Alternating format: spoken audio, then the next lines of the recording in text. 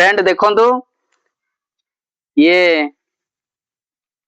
आम गाँ गहली कथा जो भाई माने कहउछंदी जे पड़िसा घर कांथ अछि आमे काहेकि कांथ दबु बिना कांथरे किनी घर कर दबु खुंटी उठेइकी घर कर दबु तांकर त कांथ जगी की रखिछि आम घर को। तो ये गोटे प्लॉट देखंतु ये घर जनकर आउ ये प्लॉट भी जनकर देखंतु ये प्लॉट आज की से 15-20 दिन हैला भांगी पकेलेनी आउ घर करिवे बोली एई वर्षा सकाशे काम टिके हेई पारुनी जा फल रे कि एई पड़िसा घर वाला एई कांथ गैप देखंतु एइटा 15-20 दिन हैला खोला रहिलानी।